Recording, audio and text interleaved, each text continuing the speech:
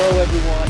I am Volm, CEO and founder of RevOps Co-op. We are a global community of 17,000 plus revenue operators from all across the globe. And we do a whole slew of different things, digital events like this. We have a Slack group. We do in-person events. We have courses in education, a lot of different things available to our members. Also, a lot of different membership types. So I will eventually drop in some links in the chat for everybody here in case anyone is not a member of the community just yet. We have a free option along with some other premium options as well. And today we are going to be talking all about incentives and compensation structures as it relates to IT services, businesses, models, and the shift to outcome-based incentives pricing. And we've got a couple of experts to talk with us on that today. So I have Jose Aleman, who is in revenue operations, specifically the VP of go-to-market excellence over at Everstage. And I have Robert Adams, who is the CRO over at IT Solutions. So gentlemen, welcome. Tell us more about yourself, your backgrounds, why you're experts kind of in this particular space. But I also want to ask you guys one work related question. And Jose, I'm going to ask you to do this first since Robert is a guest. So he's going to get a little bit of time to think about what his answer is here. So one, obviously, tell us more about your background, Jose. But then I'm also curious, we're sitting here now live. This is what, the first week or the seventh day of the month of August. And so I want to know what has been the highlight of your summer, either what's happened, something that's happened so far over the months of June and July, or something that you've got planned for the rest of August, because I had the realization lately that in basically 4 weeks, my kids are going to start school and it's the month of September and then fall is here. And then I'm like, then it's Thanksgiving and then it's the year end and just, it's all happening really fast. So tell us what the highlight of your summer has been. Yes. And then we'll turn it over to Robert to do the same thing. Perfect. So yeah, the highlight of my summer has been, I just came back from a week in Chicago on vacation with my dad and my sisters. My dad is an architect and he had never been to Chicago, which is incredible. He was worried he might never get to it. So we said, that's just silly. You're healthy and well, and let's just go to Chicago. So we spent a week out there, did all the highlights, the hot dogs, the Billy Goats, the baseball, the museums, the Frank Lloyd Yeah. Wright, the architecture tour, and loved it. I'm lucky to be going back next week for World at Work. But yeah, I was really happy to be there and it was a fantastic trip. So happy to have done that. I love it. All right, Robert, tell us more about yourself professionally and then what has been the highlight of your summer. Yeah, professionally, well, first off, thanks for the invite, guys. Appreciate the opportunity to talk today. Professionally, I spent about 12 years in the military and then I shifted into software sales. I worked at a company called Quest Software. We were acquired by Dell. We became Dell Software Group, and then we were spun out to private equity, and I was Quest Software 2.0. That was over the course of about 18 years and led a number of different leadership positions, both in sales leadership and global sales operations. And really, that global sales operations was really tied to compensation models as well. Got a lot of experience there. And then about 2.5 years ago, I transitioned out of Quest and moved into an IT managed service provider based out of Philadelphia, IT Solutions, my self-promotion with my bright green shirt. We've grown extensively over the last couple of years through acquisitions, both organic and inorganic growth. So this is a topic that we talk about all the time internally, and our compensation models continue to evolve as well. And then I would say from the summer, we actually got back last week. We spent about 8 days in Jackson Hole, Wyoming. Went up to Yellowstone one day, spent the day up there. So just a great time, different part of the U.S. I mean, it was so beautiful and such an enjoyable place to go. So That's awesome. That's awesome. I've never been to Yellowstone. I've been to Chicago plenty of times, and I think the top of my list with Chicago is the architecture, Jose. So I think you all probably had a great time there. All right, guys. Well, thank you very much for doing those personal and professional introductions. So, Jose, I'm actually going to turn it over to you so that you can kind of pop up the slides and start to drive us through the content and the dialogue today and start talking about this whole topic of evolving incentives and how we can align sales compensation with outcome-based IT service models. So a very, kind of specific sort of topic that we're going to dive into today. Excellent. I'll jump right into it. My name is Jose Aleman. I'm the VP of Go-to-Market Excellence for Everstage, incentive compensation management company. I've been in operations for 20 plus years, started in BI, managing CRM teams, sales ops, RevOps. And I was a customer of Everstage for 2 years before really drinking so much Kool-Aid that I had to Yeah. just go work at the factory. So very happy to be there. It's this newish job for me, but a great company, great people, and happy to be here. And thanks for the invite. All right, let's see if I remember how Zoom works. Safa has that personality that'll get a lot of people to drink the Kool-Aid over at Everstage. Great team over All there. right, have I done this right? Can you see the screen now? Yep, yep, we're good. All right. Perfect. So yeah, I know it's a big topic. We have a lot to cover, so I want to just jump straight into the agenda, a little bit about Everstage. Just explain, Diligent is where I used to work here. Great company, really good product. We'll talk a little bit about how tools like Everstage can help in the journey to becoming, to just transforming your commission. So we'll talk more about that in a bit. Here is the agenda. The topic is just all about understanding the transition between evolving compensation structures from sort of activity-based bookings into outcome-based, specifically around the IT services industry, which is an industry where this trend has started, has been going for a long time. And of course, Robert is an expert in that. We're going to cover just understanding why is this happening, understanding the shift, what are some of the things that come along with it, talk a little bit about how does this impact sales and what we need to adopt, how we think about value, how we talk about value, and some of the skills that we probably need to make sure we can tick the boxes on before we embark on a change. We'll cover the role of automation and tools around this transformation. Spoiler alert, you need them. They're important, but we'll talk a lot more about that. And then, yeah, more on the sales skill sets, and then a little bit about hybrid conversation models, which is just that intermediate step as we go. There's a few polls that we're going to do along the way just to see what you guys in the audience are thinking and maybe spark some of the conversation around that. So I think we have the first one coming up. Yep, I got the first one launched. We got a couple of responses, and I'll leave it open for a little bit more in case we got any stragglers that want to submit their answers. I always like to ask Jose, Robert, where do you think the audience is going to land on the answer to this question? I said you had to pick just one of these. So where do you think folks are? I would say number one.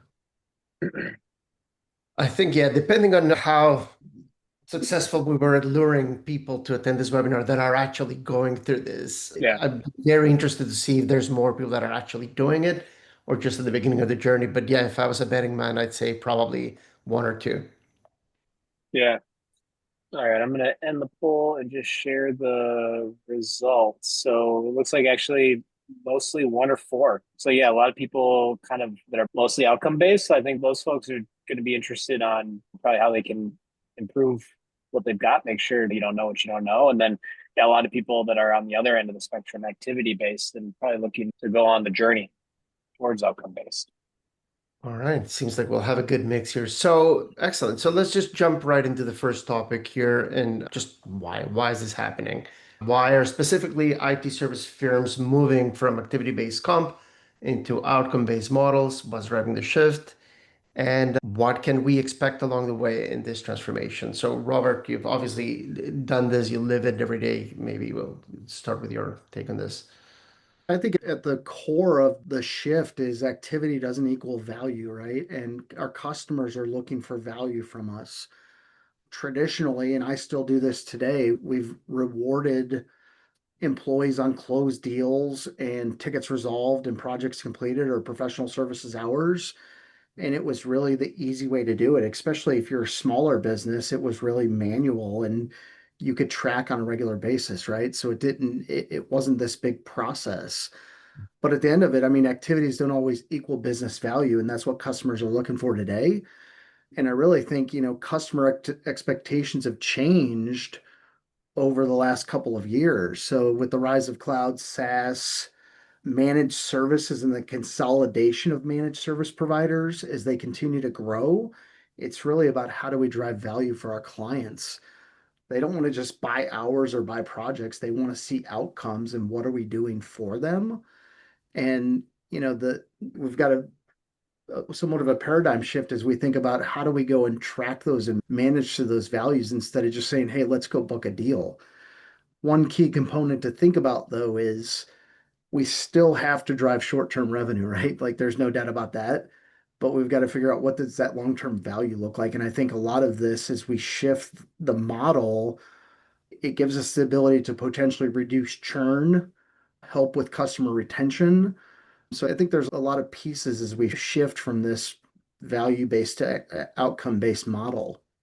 A pretty, just a better alignment between what the company ultimately looking for when they engage services of a company like yours, map that more directly to the person that's selling the deal, how they get rewarded for it. That seems like a good benefit all around, probably for both sides. Do you think where sellers also appreciate this and get to like it, or what was your experience in It's that? interesting. I've got friends in businesses where a seller does net new versus manage the account afterwards. So more of SaaS-based model where you've got a customer success organization in place.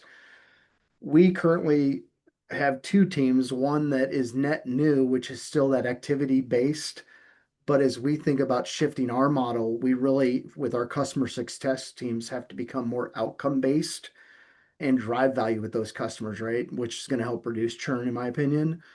I think the hunter farmer mentality gives them the capability to be more flexible, which we've got a couple bullet points here in the next one or one after that around just different ways to go and target customer success teams. But I think it gives them the ability to buy in more and understand what's going on with the client instead of just, I booked a deal, now moving on to the next one, right? They're really building a relationship.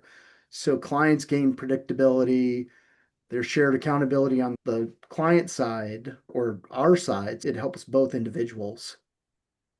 Totally.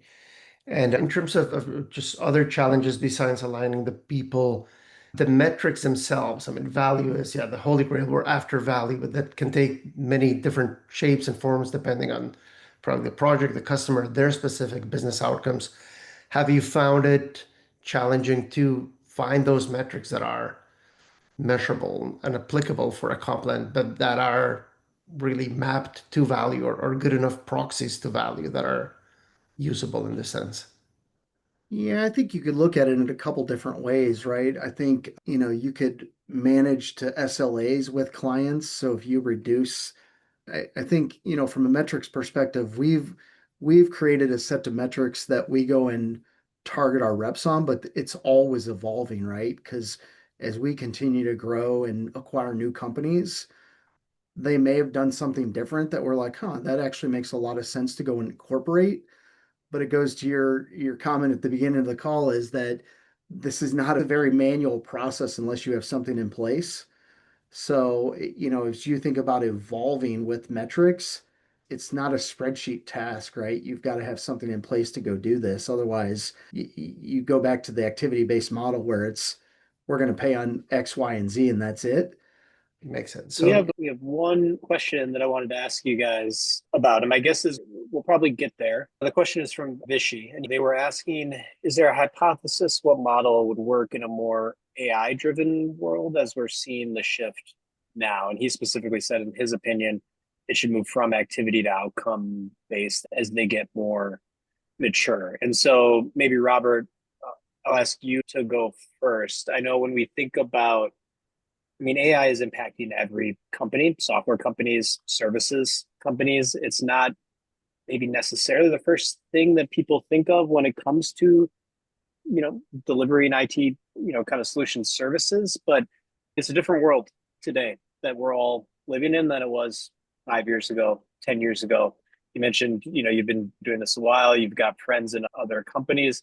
So what would your answer be to that, given today's environment and the current world that we're living Yeah, in? I think there's two aspects to it. One, there's the client side, right? So are we going to see more churn because of AI? So what are we doing to enable the sellers to go and drive revenue and keep revenue either flat and still grow it? And what incentives are we putting in place, right? Because we see potential churn or downsell in revenue with a number of different specific verticals. And we're already working on different areas to say, hey, how do we go and drive and manage revenue at the place it's at now or increase it and put outcomes based on those reps that are managing those accounts. So I think that's the client side. From a company side, I would agree. I mean, it's all got to be outcome based because we can go track it, right? I would, we all have different reporting methods and models, but I think with the AI, continued change in AI, it gives us the ability to track a bit better, but we can define those outcomes quite a bit clearer and base our outcomes on that. What about you, Yeah, that Jose? totally resonates. I think I would only add there's also a big trend towards more consumption model pricing at comp, which is appropriate for very rapidly growing AI natives. We're seeing a lot of that. The scale at which companies are growing and the velocity, it's quite something. So I think that is another factor. It would be interesting to see over the next few months how this plays out. And if we're starting to see some more stability in the market, and if that rapid revenue growth can actually convert into actual profitability or at least just a decreased run rate. But yeah, it is very much a changing landscape. Yeah, it's interesting because you think about the evolution of pricing, even on the technology side, but now what we're talking about on the services side, right? We've gone from things where it's like, hey, let's get a subscription based recurring sort of revenue stream. It's steady, it's reliable, predictable. And then we've kind of moved into this usage consumption based world. And now we're even into this, what we're talking about here, outcome based pricing and delivery. As we've done that, that just has huge ripple effects across a lot of different areas that you wouldn't necessarily consider up front. There's obviously tons of stuff that goes on behind the scenes when it comes to technology and process to support pricing and the way that you price and invoice and bill and charge and all that stuff. But then everything we're talking about today that you may initially take for granted, where it's like, well, yeah, but then how are you going to pay people if there's no big commitment up front where someone's paying, say, an annual fee up front for the stuff that they're buying, and now you're moving to this outcome based model? What are the best ways to compensate your team? Now do we, go back to clawbacks and all that other stuff that may have been kind of out the window, or, like that hat? Like there's just a lot of stuff to, I'll let you kind of continue to drive us through some of the things that you got here, Yeah, Jose, it's because I know we're interesting. going to get into some of that. Hey, Jose, let me add one more comment there. I think, Sure. Matt, I think there'll be this continued iteration, right? So we had our board meeting this past week, and from a senior leader perspective, I think there's the ability to come back and say, hey, from an automation or AI perspective, we expect to see X number of hours saved on these tasks. And that's how we're going to compensate maybe a leadership team or a group of folks that are managing the automation side. But that's where I said it's a continued iteration. How do you get down to the rep level? Because right now, I don't know if it's there from an AI automation perspective, but over the next 1, 2 years, 3 years, like it's definitely going to be double click down in each of those years. An easy way to do it today is, hey, the goal is we want to go save X amount of hours on onboarding our clients. And the automation tools Yeah. need to be in place by X date, right? So it becomes more of a KPI in the short term and then some sort of outcome based commission in the far term. Yep. Yeah, that makes sense. And it's, I mean, it is a good blend into this next topic, right? Just aligning the sales team, the sales process, the pricing artifacts with customer value. And here we have some just framework to talk about things like the compensation levers. What are the things that we're trying to reward? How do we measure outcomes? And just in general, how do we facilitate this shift into sales going beyond the transaction and just looking at long-term value? Yeah, I think there's a number of ways, right? I mean, I touched on the SLAs a bit earlier, but I think, if we think of different type of outcomes that we could drive, even percentage in reduction of tickets, right? So rep A gets a customer signed up, and as they're managing that account, whether it's a new seller or customer success, do they have specific KPIs set up that says, hey, we want to see a percentage of reduction in tickets or incidents within the company? Or are we tracking CSAT and NPS scores for that customer, right? And are we seeing it trailing up or down? And can we base compensation models on that outcome? And then another one might even be just security posture improvement. So As we bring on customers, we look at what does their security look like today, and we've got this 1, 3, and 5 year roadmap of where we're going, right? And can we go and map that back to an outcome and then pay that sales rep on that outcome? So I think there's multiple ways to kind of go after that and align sales with value. I think another way is also project-based work. So if we're selling projects to customers on that roadmap, do we have the ability to understand, hey, what was the savings from moving to on-prem to cloud? Or what does it look like if a healthcare company goes and does a HIPAA compliance project and how much did they save? Or vice versa, if there's the need for cybersecurity, were we able to decrease their cybersecurity cost from an insurance policy perspective based on their security level awareness, right? So I think there's multiple ways to go do that. We've even, in the past, one of my peers, he's even done agreements where, from a customer perspective, if we're able to decrease the number of tickets and noise, the cost of the customer MRR, monthly recurring revenue, actually decreases, which is a win-win on Yeah. both sides because our activity goes down in the account. They actually save money over the long haul. And he used to map reps back to that standard, right? So are they able to decrease the cost of the customer? Then you get a happy customer, sales rep gets paid, and you probably likely reduce churn as well. Yeah. So you have multiple dimensions here, and maybe Matt, I don't know if you could put the second poll if you haven't already, as we talk about Yep. this.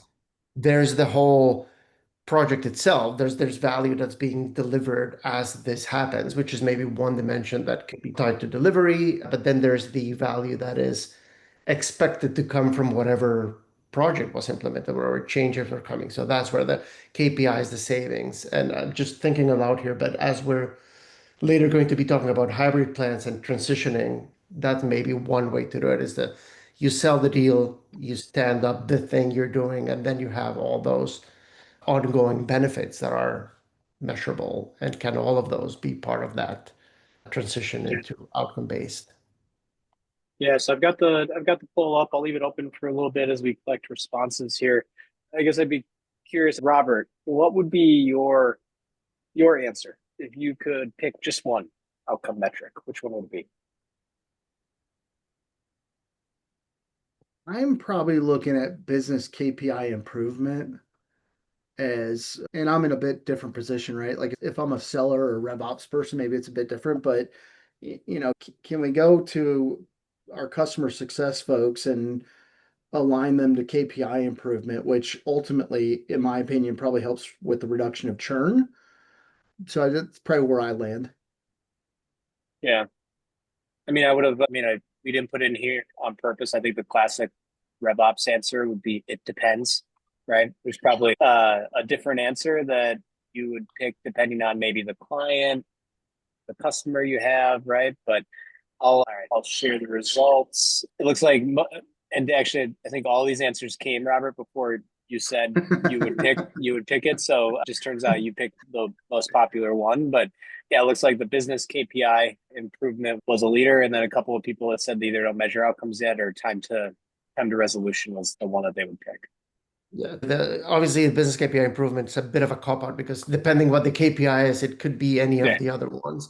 yeah, Yeah, obviously it depends, but we'll touch more on that later on the automation, but just to plant a seed here.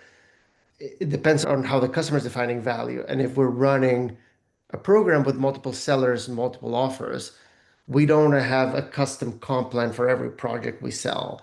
So that's something at some point you need to think about what is the balance of the perfect metric, but not falling into that world. I mean, I guess there might be multi-million huge projects multi-year that would warrant something very custom, but in general, you probably want to move away from that.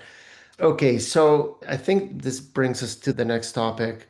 And all of these are obviously very related. But yeah, automation, leveraging automation in modern incentives. Again, I hinted at the beginning, so let me start with this one and then I'll get Robert your impressions and your experience. But everything that makes automation and the use of modern compensation tools important, period, just gets amplified if you're trying to do this kind of thing. It's all of the same things, but more complex, probably more data, probably data from systems that are less friendly. Like if you're looking at bookings, all CRMs in the world understand what a booking is.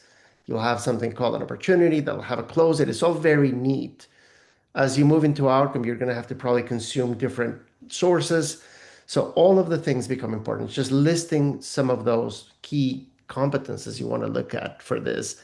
Definitely starting from the data point, you want to be able to make sure that you can consume those metrics, and consuming them just doesn't only mean getting the information consumed, but also transformed, modeled, converted into something that is actionable. This also needs to happen in a way that's ideally no code or low code. It has to be auditable. You need to be able to answer questions about how did you come up to this. And we need to have this in some sort of almost real time fashion so that it actually becomes actionable to change behaviors. If it's something that is just something you're seeing after the fact, then it probably won't allow you to do anything very differently. So it start there, integration, data ability, transparency, and speed. Like you're going to be dealing with some metrics that are harder to see. You want to make sure that they're available. So that means you have some way for your reps to see behind the curtain during the period as to what is happening and what can they do to move the needle in different ways. In terms of efficiency and admin workload, you can't just attempt to stand this up on a set of spreadsheets. I mean, it's everything theoretically possibly, but even before we started the webinar, we joked that you really, really shouldn't do this here. So more complex, more data, less friendly data. So you need to make sure that you have a partner and a tool that can deal with this. Anything I missed here, Robert? Yeah, I'll just add an example and some things that I see. So I'll be the first to admit we actually have, as I mentioned, a sales team, an outside sales team, and customer success. Our outside sales team leverages HubSpot, which connects to Everstage, right? So we set that up probably 6 months, a year ago, which works great, right? I think it one builds transparency with the reps, builds trust that they can go in and see what they're getting paid, right? It's all automated. It's that activity-based model. On the other side of that, our internal customer success teams use ConnectWise, and they have a different tool that is a bit activity based still. There's some outcome based models in there, but it's more so activity based, right? And I think that the complexity of having them in ConnectWise and a different tool, and we can't pull reports to understand, hey, what does that progression look like from customer to onboarding to customer success? And are we gathering those long tail metrics, right? Are we understanding, like, did we improve pricing over 3 quarters or 4 quarters? Did we see automation on the projects? Were we able to provide deferred bonuses, right? So we're lacking some of that stuff right now because we don't have the right tool in place from an automation perspective. So I think it's important to step back and understand, hey, what does it collectively look like across all areas that we're going to pay commission? And can you support and get and identify those metrics to be able to report, also to understand, like, do you see benefits in the tool? I think just the manual interaction, manual friction, it goes without saying, right? Like, if you continue to do this manually, it's just going to be painful. I saw this at Quest when we went to Dell. We weren't in their tools, and we had 1,000 salespeople, which that was a nightmare, right? So I experienced some of that before we moved to Everstage here with 25 reps. So it's just that manual friction is just becomes so painful at times. Yeah, I think that the barrier to entry in terms of number of reps for when it makes sense to put in a tool like a percentage place, it's just constantly going down. Yeah, I've got it up there. So if anyone, let a couple of stragglers finish here on how our commissions calculated and communicated Interesting for here you how today. the shift we saw in question one, how are people actually doing it? We have a mix of actually a lot of people are already doing this. So I'm curious to see to what extent that Yeah. reflects our understanding of really you want to be definitely an ICM tool that is as sophisticated as you can get your hands on. So, right, Jose, with these answers, you're kind of going from, like, if I go from top to bottom and I look at them right now, and I'll end the poll and share the results here, but just before I do that, they're kind of based on, I guess, level of maturity. Is that fair? Like, your starting point would be like manual spreadsheets. Obviously, you need some way to do the math, and then you kind of would work your way up the maturity curve as you go down to each answer. Is that a fair way It to kind is, of yeah, view it? yeah. And we're actually going to put out some research we're doing about maturity curve. It's interesting. What we're finding, just as a mini commercial for upcoming thought leadership, is the maturity curve. There's actually multiple maturity curves. So you need to look at it across different dimensions. Plan design is going to be very mature in plan Yeah, design, but not really mature in governance or mature in communication. So I think what we're trying to this, I would agree, it is maturity mostly around ability to design plans and pay experience. yeah. So it's interesting. So I'm going to share these results. It seemed like you said, when we asked that first question up front, we had a lot of people who said they were pretty mature in terms of their plan design, the way they were pricing their services. But then if you look at least these results, it seems like a lot of people are still, relatively early on their automation and kind of modern incentive compensation management journey. Yeah, it's interesting. It's not necessarily surprising. What we see a lot is that there are certain industries that have been using formal ICM platforms forever and they understand it and they just do it. And other industries that are as sophisticated, as complicated, that it just hasn't been a thing. As those barriers to entry keep coming down, we see more and more people looking for that. And it's an interesting challenge for us as a vendor to be able to understand that some core needs are similar, but it's very different once you get into the detail and make sure that we're providing value at the other end, not just selling the deal and hoping for the best.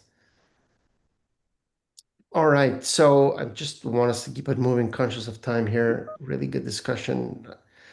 Evolving sales skills for outcome selling. We talked earlier about the shift in terms of sales, but in terms of the skills themselves, we have a poll here as to what are some of the things that Yeah. you think might be missing to discuss. Yeah.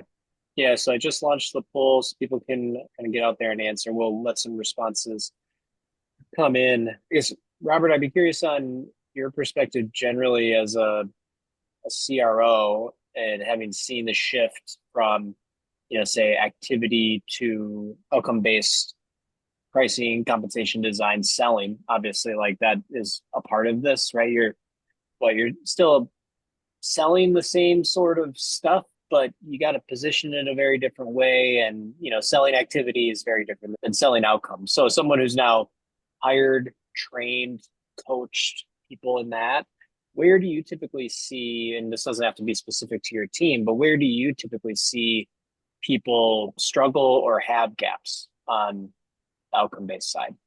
It's that cross-functional pursuit because sales is always worried about number one, sales. They Yeah, typically could care less about delivery, and nor do they care about finance, right? Because yeah, if you think just the typical salesperson, most of them don't know the difference between bookings versus revenue. So when yeah, we book a deal today and we don't onboard them for 2 months, like we didn't capture that revenue for 2 months, right? Or if they give away onboarding, for example, they don't understand the impact from a finance perspective of onboarding. So that cross-functional pursuit is really key to educate people that like there's this journey that the customer goes on and it touches so many components of the business. If I look at those other ones, like good sellers, they're going to have good business acumen, right? They're going to be able to tell a story about what it's like to be on that journey with us. But connecting those dots amongst different pieces of the business, sales, delivery, and finance, well, it's always a challenge. yeah. And I have a story on this that I'll share as we kind of leave the poll, and then I'll close and I'll share the results. So to your point on understanding the impact of like deal structures and how those actually drive revenue, because revenue is something that's recognized on your financial statements, right? So I was the VP of business operations at a startup a few years ago. We had a sales team, small sales team, five-ish AEs. End of quarter, everyone's getting their deals done. Everyone's getting their deals through, right? We're getting these things signed. DocuSigns are going out. Everything is great. There was one AE who had several deals that he got signed before the end of the quarter, but they didn't have an effective date until the first day of the next month.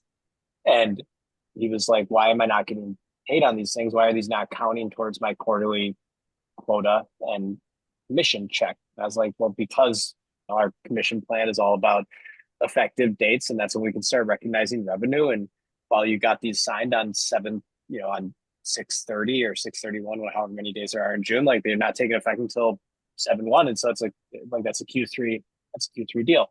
So like those are the things that are really, really important to understand. Like also I've had things work in reverse where someone has gotten things signed on the first day of the new quarter and they put an effective date in of the last day of the prior quarter. And it's like, sorry, man, like that's not the way that accounting and finance works. So there's a lot of things like that. Also, to your point, like total deal size or bookings is not the same as revenue. Like there's just a lot of things that are really important for salespeople to understand, for revenue operators to understand that, again, all these things can impact not only the financial statement, but how people actually get paid. That's a super, super critical part. I smile and laugh inside hearing you say that because I hear that all the time.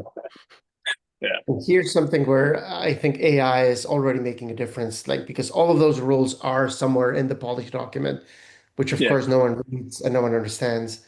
But now we have tools in place that really could help sellers interact with the policies, natural questions, ask even, is this deal going to count or not? And the what if scenarios that we see in the tools can help answer those questions because frankly, it shouldn't be that hard for a seller Exactly. to navigate all that. So it's fun to laugh about it, but it's really on us to make it more accessible.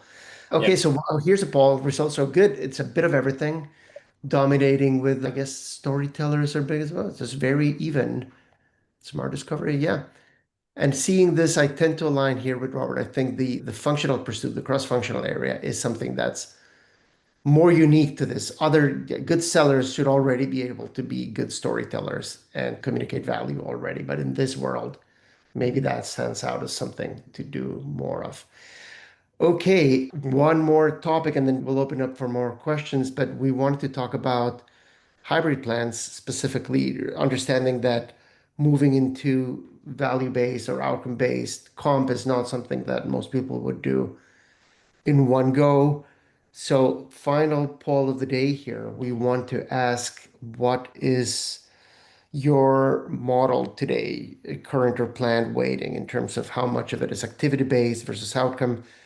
And I think activity here will think of bookings as activity as well, right? It's just an event. On the meantime, while this happens, Robert, maybe you want to tell us a little bit about your experience with hybrid plans. Why do they work? What do you think about when you're designing them? Any pitfalls? Just your experience in this.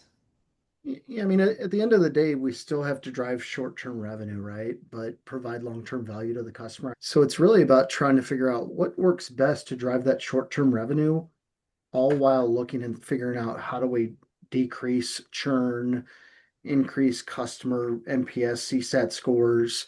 And there's a few models that we've looked at, one being some sort of split commission structure, right? So, to your point, maybe it's C up there. I'll tell you right now, on our sales side, we're 100% activity. And with our customer success, they're more outcome slash KPI. So they're not really there yet either, but it's something we're working on. But we've talked about, do we pay on a bookings and maybe the rep gets 70% of his commission on the bookings up front. And then based on the onboarding and everything going through over the next 2 to 3 months, and we get a score back from the customer and he's paid the rest of his commission on that deal based off of the onboarding, right? So we know there's still engagement there. We know they're still owning the process through onboarding, transitioning to customer success, or he's even mapped back to like strategic KPIs. So he's got skin in the game still with that client to understand, hey, at the end of year one, are they still here, right? Did we see improvements in the NPS and CSAT scores? Now, some of that does cause consternation with sales because they're used to getting paid one way. It's funny, as I've sat in this chair now and have interviewed hundreds of people, how many different kind of models I've seen. I think, you do create some risk in the short term with some sort of delayed or contingent bonus, but I think it's best for the company and best for the client from an engagement perspective. So, the other thing we do today is team-based incentives. We've got level 1, level 2, and level 3 support folks. And based on that pod that they sit in, they're all bonused based on that score that they get from a response perspective, right? Trending over time, have they reduced time on ticket or number of tickets that they respond to? So we take the cumulative amount and bonus the team on that. So they're holding each other accountable from that perspective. Yeah. So Seems that it's, yeah. sorry.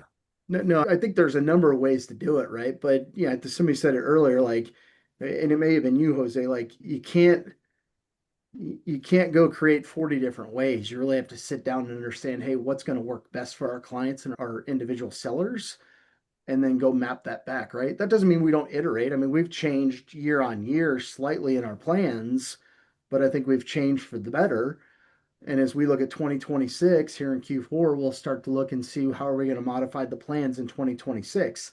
Something we don't do is change them mid-year. Like if we give someone a plan, the plan is the plan and we set it up and we run with it. And if we need to modify it, we do it on the year, not a quarterly basis. Yeah. Yeah, no, that all resonates. And something you said is, because I've seen that before, using the pod concept of a smaller team. It's a way to bridge that gap between ultimate full individual accountability, especially if you're not quite there with the metrics, if you can't really just perfectly align everything. It's a good way to say, well, this is coming. We're now all responsible for this. And as we move into the future, this might become more of a center part. And as everything, transparency is key. People need to be able to see what's happening in real time. So, Matt, what do we have up here on the responses? Yeah, it looks like, well, since they, probably roughly half of people are, it looks like kind of in Robert's boat where they've got kind of 100%, activity based. They're not hybrid yet. And then others are using, it looks like a mix of different weights. I don't know if you guys have, I don't know if Jose, you have a recommendation on what you typically see in terms of how folks kind of use these kind of hybrid or weighted options. It really is very custom, but the one thing that is applying the general principle, you don't want to have anything in the comp plan that is approaching the under 20% of the full weight period, right? Because then it's going to lose focus Doesn't from. matter. Yeah. So I Yeah. think Then that it's more a could be distraction than anything else. exactly. So whatever, if you don't think you can do 20% against a measure, it probably means you shouldn't do that measure. And of course, we can do spiffs, you can do other things to try to drive behavior. Cool. We are, I think, pretty much at time for questions as planned. Did anything come through, Matt, in the chat that you think we can address upfront, or how do you want to do this part?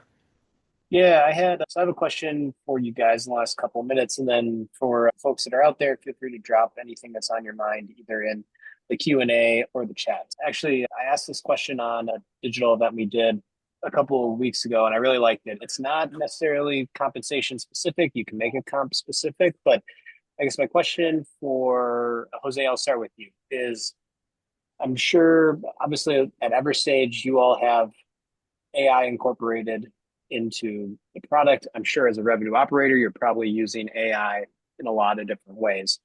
So if you had to pick one AI workflow that would hurt the most, if I told you I had to take it away today, what would be either the tool, the workflow, the thing you're using AI for, that if I told you that's got to go and tomorrow you can't use it anymore, what would be the thing? Yeah, question. Yeah. There's a lot of babies we don't want to lose. So if it's one that I would lose, it probably still is for me the communication assistant, the ability to consume a large amount of, so just put stuff into ChatGPT, load documents in there and help me craft messages for change management. We have a LinkedIn post recently about how a lot of RevOps initiatives kind of underestimate or misunderestimate, as George W. would say, the impact of getting people along for the ride. So I think communication is something we don't spend enough time on, and there are really cool tools out there to make this easier and better.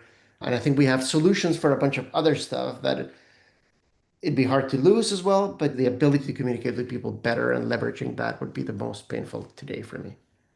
What about you, Robert? As a CRO, what is one thing that you're using AI for that if I told you it would be taken away tomorrow would be the most painful? Oh man, we've got a tool called Zyme, which I've incorporated like a Sandler's sales methodology into it. And, we can create an ultimate contract and add notes directly into Hub. Like they write directly to HubSpot once the call's over. To me, it's a game changer. It saves the reps so much time. And now I don't have to rely on a sales rep to put his notes in saying, hey, this Yeah. deal's coming in. I can go read the notes myself that are transcribed from the call. It's helped so much from a business perspective and just understanding, do you even have the right rep in the role? Yeah, that's awesome. The call recording software has really come a long way. When it comes to the content creation stuff that you mentioned, Jose, I'd be very lost without either of those things. Well, gentlemen, I want to thank you very much for kind of joining us for the last hour, dropping some knowledge on us as it relates to the evolving incentive landscape and the shift to outcome-based models when it comes to IT services. I learned a ton. I'm sure that our attendees did as well, but we are basically out of time. That's all I got for you, so I'm going to let you guys run. Thank you very much to the panelists for dropping all the knowledge that they did today. Thank you to all the attendees out there. Take it easy. Thanks all. Have a great day. Bye.